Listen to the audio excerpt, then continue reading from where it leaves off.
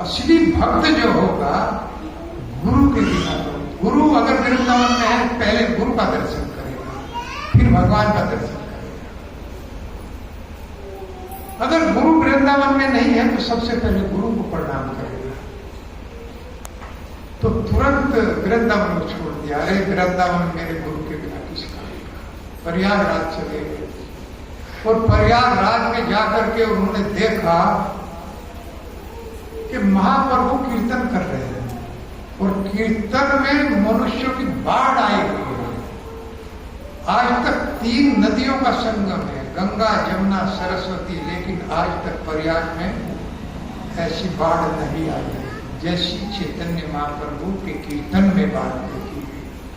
हर गली, हर सड़क उस समय जैसी भी सड़कें थी सब भगवान के भक्तों से, जनता से भरी हुई थी और सब कीर्तन कर रहे थे, हरिनाम का कीर्तन कर रहे थे।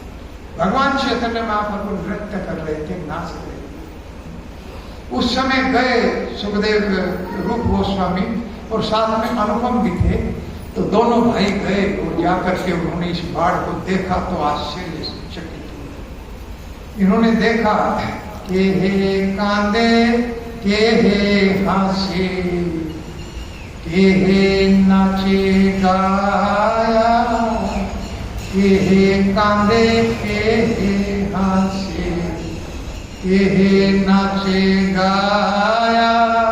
कृष्णा कृष्णा बलि का है गड़ा गड़िया, कृष्णा कृष्णा बलि का है गड़ा गड़िया। बंगला है, इसका अनुवाद करेंगे तो इन्होंने देखा कि केहे कांदे केहे हासे, कोई कूद रहा था भगवान का नाम लेकर के, कोई हंस रहा था और कोई नृत्य कर रहा था, नाच रहा था। भगवान के नाम में पागल की तरह से सब लगे हुए थे और कोई तो कृष्णा कृष्णा बलि कहे गड़ा गड़ी आ रहा। गड़ा गड़ी का अर्थ है कि लोट पोट हो रहा था धूल में, और कोई भगवान के नाम को बोल करके धूली में लेट रहा था, लोट पोट हो रहा था। इसी तरह की बाढ़ जब रूप गोस्वामी ने देखी तो आश्चर्यचकित हो गए और कहा कि इस समय हम भगवान को प्रणाम भी नहीं करेंगे, दूर से प्रणाम कर दिया, आगे नहीं जाएंगे क्योंकि भगवान एक साथ में आलिंगन करने के लिए दौड़ेंगे और डिस्टर्ब हो जाएगा। भगवान का भक्त कभी अपनी प्रसिद्धि नहीं चाहता। तो उसी समय वल्लभाचार्य जी आए थे, उन्होंने भी एक कीर्तन में भाग लिया और उन्होंने बाद में महाप्रभु को निमंत्रण दिया कि आप, वो अडल गांव है, अडल गांव के रहने वाले थे, आप हमारे घर पर आइए, प्रभु प्रसाद लीजिए। कैसे जैसे भक्तों को प्रसाद देते हैं लोग, अपने घर बुलाते हैं प्रसाद देते हैं, ऐसे ही महाप्रभु के लिए कहा कि आप हमारे घर को पवित्र कीजिए, आइए हमारे यहाँ प्रसाद लीजिए। महाप्रभु ने निमंत्रण को स्वीकार कर लिया और गए। तो नाव में बैठ के जा रहे थे तो गंगा जी पार कर रहे थे, तो एकदम से नाव में खड़े होकर के हरे कृष्णा गाने लगे और नाव में से कूदने लगे। बड़ी मुश्किल से पकड़ लिया, पकड़ करके बैठा, भाव में हो जाते थे। समुद्र में, जगन्नाथपुरी में समुद्र देख करके यमुना जी समझ करके उसमें कूद पड़ते थे। आप लोग जैसी स्थिति हो गई थी भगवान की। तो बड़ी मुश्किल से पकड़ा और ले जा करके फिर वहां पर प्रसाद की व्यवस्था की गई। तो रूप गोस्वामी और अनुपम वहीं पहुंचे और दूर से प्रणाम किया, दूर से प्रणाम करके, और जब वो वल्लभाचार्य उनकी तरफ को चले आलिंगन करने के लिए, तब कहते हैं इहाना के कह रहे हैं कि अति पतित है, इनके पास मत जाइए, इनको स्पर्श मत कीजिए, क्योंकि ये तो आप हैं वैदिक याज्ञिक, तुमी कुली ने परवीन। भाई आप तो वेदों के ज्ञाता है, बड़े बड़े कुल के आप हैं, आप परवीन हैं हर तरह से, आप यज्ञों में भी परवीन हैं, आप वेदों में भी परवीन हैं। ये वल्लभाचार्य जी आप इसको नहीं सुनिए। इहा ना स्पर्श, इहा जाति अतिथि, ये तो बहुत दीन जाति के हैं। रूप गोस्वामी के संबंध में बता रहे हैं कि बहुत दीन जाति है, इनको स्पर्श मत कीजिए।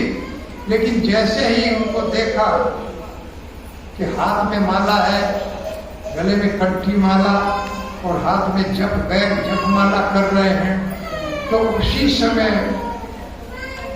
वल्लभाचार्य ने कहा, यही दुई जन अधम है सर्वश्रेष्ठ उत्तम।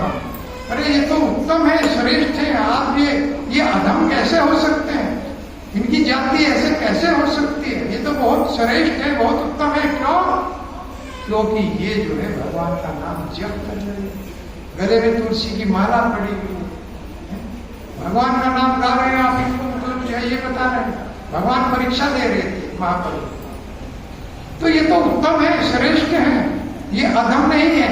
ये वल्लभाचार्य और उन्होंने एक श्लोक बोला कि भगवान का नाम अगर किसी चांडाल की भी जिह्वा पर आ जाएगा, चांडाल कहते हैं जो कुत्ते का मांस खाता है, उसकी भी जिह्वा के अग्रभाग पर अगर ये नाम आ जाएगा, अगर वो कीर्तन करने लगे, तो वो शुद्ध और पवित्र हो जाएगा।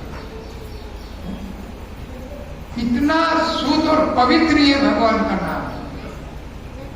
वो पवित्र हो, इसीलिए अपीचेषु दुराचारो, भगवत गीता, अपीचेषु दुराचारो भजते माम अनन्य भाव साधु रेम से सम्यक व्यवस्थित हो।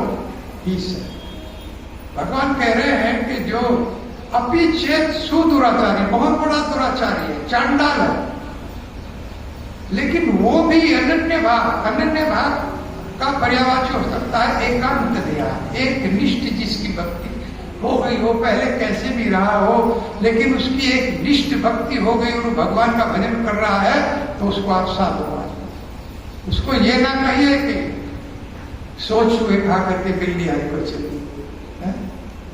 लोग ऐसे कहते हैं, हम लोगों को बहुत कहा कि भाई अब ये भी भगत जी बन गए, ऐसा लोग कहते हैं, लेकिन किसी की बात को हमें सुनना नहीं। हमें तो भगवान की बात को सुनना है, भगवत गीता की बात को सुनना है, हमें तो भजन करना है। तो इस तरह से इस पवित्र नाम को जो गाता है, वो अगर चांडाल भी है, वो भी शुद्ध और पवित्र हो जाता है। अपीचेत सुदुराचारी, जैसे रत्नाकर डाकू का आप लोग सब जानते हैं, पढ़े हैं, जो लूटता था, मारता था, इसीलिए राम राम तो उसने कहा नहीं, मरा मरा था, क्योंकि मरा मरा ही उसको याद था।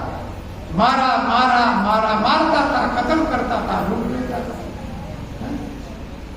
वो भी क्या बन गया? भगवान का मरा मरा उल्टा नाम गा करके एक साधु बन गया, एक बहुत बड़ा ब्रह्म ऋषि बन गया। उल्टा नाम जपत जप जाना, उल्टा नाम जपत जप जाना, वाल्मीकि भई जप समाना, वाल्मीकि भई जप समाना।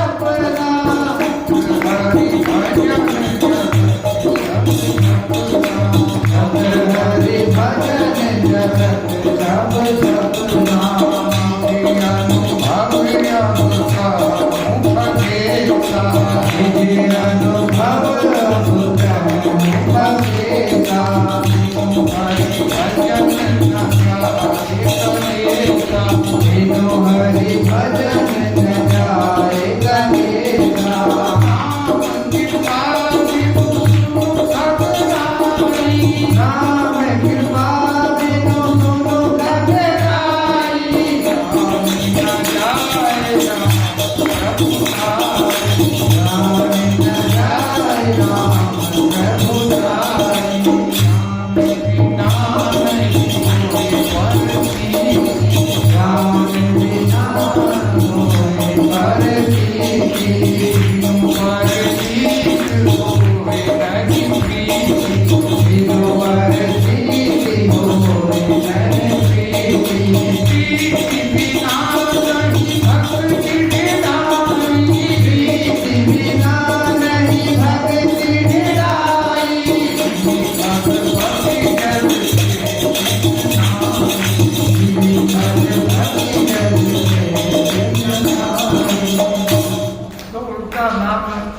जपत जग जाना वाल्मीकि भय ब्रह्म समान।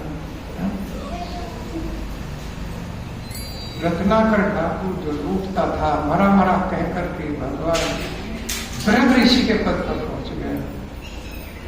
और इधर काकभूषुंडी जी कह रहे हैं गरुड़ जी से कि निज अनुभव अब कहूं खगेसा, बिनु हरि भजन न जाय कलेसा। हरि के भजन के बिना कलेश नहीं कटेगा, कितना भी आप प्रयास करें। जैसे कल भी मैंने बताया था कि भगवान का भजन करना पड़ेगा, बड़े बड़ों को करना पड़ा है। जिनको भगवान का दर्शन हो गया उसके बाद भी स्नान का जप करना पड़ा, जब वैकुंठ में प्रवेश मिला है। भगवान के दर्शन से भी प्रवेश नहीं मिला है, और के दर्शन से तो कैसे होगा। ये भजन करना पड़ेगा या इसे अब कर लो, नहीं तो करोड़ों करोड़ों वर्षों में दुख भोगने के बाद अन्य योनियों में, कीड़े मकोड़े की योनियों में कष्ट भोगने के बाद, पशुओं की योनियों में, स्वर की योनियों में जाने के बाद तब फिर मनुष्य योनि मिलेगी तो तब कर लेना, करना जरूर। तो क्यों ना हम इस अवसर को गंवाएं। अब की बार हमको जो मनुष्य शरीर मिला है, क्यों ना इसी में भजन करना, क्योंकि भक्ति की बहुत गहराई है। कोई साधारण भक्ति कोई साधारण नहीं है। जैसे मैं बता रहा था कि कर्म की भी बहुत बड़ी है। इसलिए जानना चाहिए कर्म क्या है, अकर्म क्या है, विकर्म क्या है। गहना कर्मणोगति, कर्म की बहुत गहराई है। मनुष्य कह देता है मैं भी कर्म कर रहा हूं, लेकिन ये कर्म नहीं है। कर्म तो भगवान के भजन से ही होता है। भगवान का भजन होगा तो कर्म बन जाएगा, नहीं तो भजन नहीं होगा तो कर्म नहीं बनेगा। पुण्य कर्म होंगे तो स्वर्ग लोक तक जाएंगे, छीणे पुण्य मृत्यु लोक विशंति जिसे भोग करो। दुख दूर हम कर नहीं सकते क्योंकि 3 घंटे बाद फिर भूख लगेगी। अच्छा, किसी पशु को, गाय को सेवा कर दिया तो पुण्य कर्म स्वर्ग लोक तक जाएंगे, छीणे पुण्य मृत्यु लोक विशंति, फिर यही गिरेंगे और पता नहीं कहां गिर जाए। क्या पता ऐसे मनुष्य बन जाएंगे जीवाई ना मिले, ऐसे भी तो है, भगवान का नाम ही ना ले पाए। तो इसलिए अब की बात सब कुछ ठीक ठाक है, क्यों ना भजन। माला भी यहाँ पर माला आपको मिल जाएगी, जिसके पास माला नहीं है वो माला ले लीजिए और भगवान का भजन करें।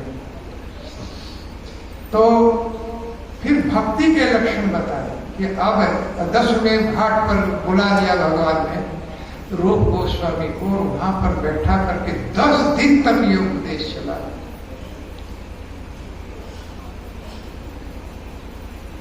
पारापार शून्य गंभीर भक्ति रस सिंधु, तुम्हारे चखाई देता कहे एक बिंदु। पारापार शून्य गंभीर भक्ति रस सिंधु, तुम्हारे चखाई देता कहे एक बिंदु। ऐते ब्रह्मांड भरी नंत जीव गाना, ऐते ब्रह्मांड भरी अनंत जीव गाना। 84 लख योनि ते करीते भरमा।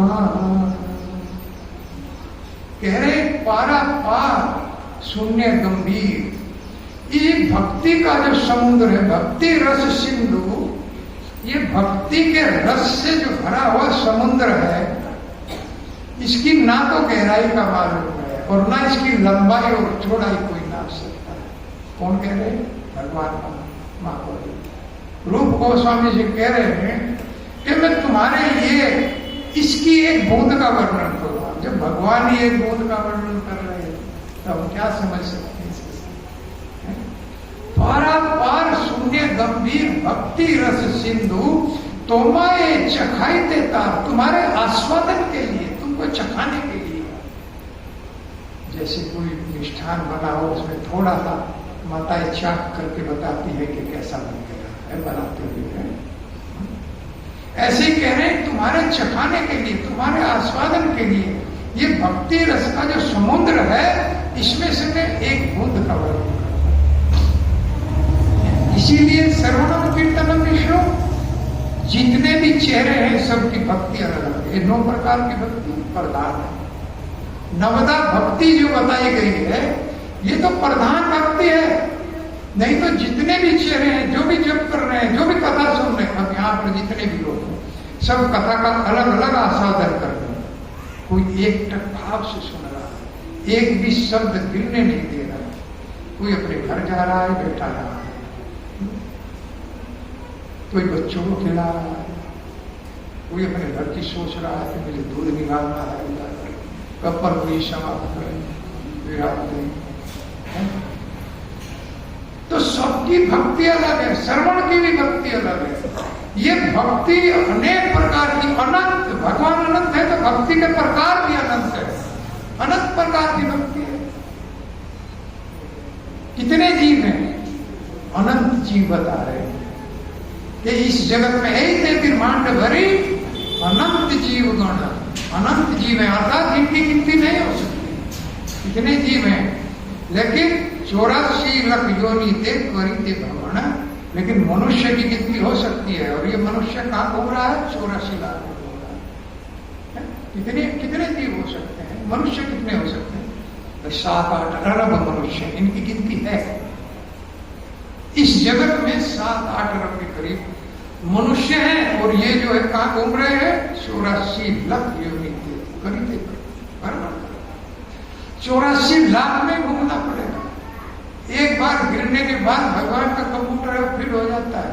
ये नहीं कि एक योनि में गिर करके फिर, क्योंकि उन योनियों में पापी होते चले, कीड़े मकोड़े खाने हैं, क्या करना है, पशु पक्षी को खाना है एक दूसरे को। ये तो मनुष्य है जो भोजन अन्न खाता है, और ये भी कीड़े मकोड़े खाने वाला, ये भी मांसाहारी हो गया है। क्योंकि भगवान ने इसके लिए दूध घी बनाया है, माखन बनाया है, अन्न बनाया है, सबका भगवान ने अलग अलग भोजन बनाया है। उसी तरह के दांत भगवान ने दिए जिसका जैसे। अब सिंह को इतने बड़े बड़े दांत दिए, कुछ मांसाहारी है, हमारे लिए नहीं। तो हम लोगों को शुद्ध भोजन करना चाहिए। ये नहीं है कि पिज्जा मंगा दिया, उसी का भोग भगवान को लगा दिया, बर्गर। वास्तव में जहर आप लोग खाते, जो कोई ऐसा खाता है, पिज्जा बर्गर। आप शुद्ध रोटी भगवान के घर में बनी हुई खाइए। हमारे गुरु जी कहते हैं कि माँ और पत्नी से सुंदर भोजन कोई जगत में दे नहीं सकता। हम फिर भी होटलों में जाते हैं। सबसे सुंदर प्रसाद कौन बनाता है? माँ और पत्नी। एक एक चीज को साफ करेगी, धोएगी, प्रेम से बनाएगी, बच्चों के लिए, पति के लिए। होटल में कौन बनाता है इस तरह से? नमक मेरे डाल के थोड़ा स्वादिष्ट बना देते। कीड़े मकोड़े कौन देखता है? वहां सब काट करके सब्जी बना देते, उसी को हम लोग खाते हैं। इसलिए घर का प्रसाद खाइए, घर में बना हुआ भोजन खाइए, और उसका भगवान को भोग लगाइए। अगर वो माता वैष्णवी है तो कहना ही क्या। अगर 16 माला जप कर रही है तो आपको अमृत खिला रही है। अमृत प्रसाद उसके हाथ का भोजन अमृत बन जाता है, जिसे खा करके भक्ति जागृत हो जाए, भक्ति बन जाए। तो इतना अपना सुंदर परिवार बनाएगा, भगवान की भक्ति से वो परिवार बनेगा, लूट खसोट से नहीं बनेगा। मैंने बताया भगवान का भजन करोगे तो भगवान गारंटी देते हैं, मैं आवश्यकताएं और आपकी रक्षा करता हूं। तेसाम नित्यम युक्ता नाम योग क्षेम महाम। अरे मैं आपकी गारंटी लेता हूं, आप मेरा भजन कीजिए। ये भगवान की योग क्षेम महाम। आपको कभी कमी नहीं आएगी, इच्छा नहीं कहा भगवान ने, ये ध्यान रखना आवश्यक। लेकिन जिसने ये मुंह चीरा है, हमारे गुरु जी कहते हैं, उसे खाने का प्रबंध पहले कर दिया है। जब यहां पर आया है, ये मुंह चीरिए तो उसने बनाया। अब कोई भूखा मरे तो ये भगवान की गारंटी नहीं है, माता को गर्भ में बच्चा आता है तो स्तन पहले आ जाते हैं और बच्चा बाहर आने से पहले दूध आता है। यानी उस बच्चे की व्यवस्था भगवान ने बाहर आने से पहले बना दी, उसके खाने पीने का इंतजाम कर दिया भगवान ने। इसीलिए हम सबका भगवान इंतजाम करते। और एक डाकू जो चोर लुटेरे हैं, जो जेल में जाते हैं, तो उनका भी खाना पहले बन के वहां तैयार हो जाता है।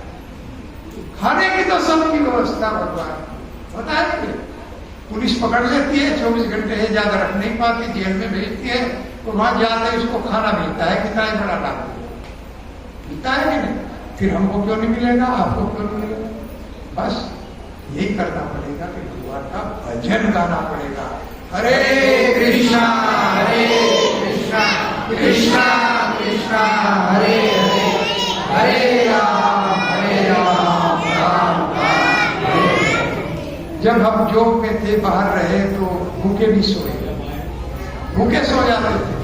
क्यों? खाने का, होटल पे जाने का कभी कभी नहीं गए, भाई दूर पड़ता है, ऐसे ही सो जाते। लेकिन जब से भक्ति में लगे हैं, कभी भूखे नहीं सोए। अब यहाँ आ गया मैं, तो ये भक्त लोग पता नहीं लड़ाई करते, आज हमारे यहाँ भोजन है, आज हमारे यहाँ दूध, कई कई घरों से दूध आ रहा है। कभी मधुबन बिहारी ला रहे हैं, कभी और ब्रज प्राण के यहाँ प्रसाद हो रहा है, कभी जगन्नाथ जी के यहाँ, पता नहीं कितने लोगों के यहाँ प्रसाद बनता था। रोज कहीं न कहीं मिलता। अब तक भी जाते हैं तो प्रसाद की सब जगह व्यवस्था है। जब से भगवान के भजन में लगे हैं, आज तक भूखे नहीं। ये देखिए, भगवान तो व्यवस्था करते हैं, लेकिन उनके प्रदान होना पड़ेगा। तो इसने पारा पार शून्य गंभीर भक्ति रस सिंधु, ये समुद्र भक्ति के रस से, आनंद से भरा हुआ समुद्र है। और इसका मैं केवल एक बूंद का वर्णन करूंगा, तो इस बूंद का वर्णन कुछ कल सुनाएंगे। आगे भगवान क्या वर्णन करते हैं, बहुत समय हो गया। थोड़ा थोड़ा चैतन्य चरितामृत का आस्वादन हो जाता है, 2-1 श्लोक में। रोज प्रयास करता हूँ कि वही 2-1 श्लोक चैतन्य चरितामृत के आप लोग पढ़ जाए, क्योंकि चैतन्य चरितामृत क्या है, बंगला में है पूरी। तो चैतन्य चरितामृत वो ग्रंथ है जिसमें भक्ति रस ही, जैसे कोई फल हो, उसमें छिलका ना हो, गुठली ना हो, केवल जो है वो रस से भरा हुआ होता है। तो चैतन्य चरित भगवद गीता में भी क्या है, कर्म है, ज्ञान है, ध्यान है, भागवतम में भी ये सब चीजें। लेकिन चैतन्य चरितामृत कृष्णदास कविराज गोस्वामी के द्वारा रचित है, उसमें केवल भक्ति ही भक्ति मिलेगी। इसलिए मैं 2-3 श्लोक आपको इसके रोज आस्वादन कराता हूं। हरे कृष्ण।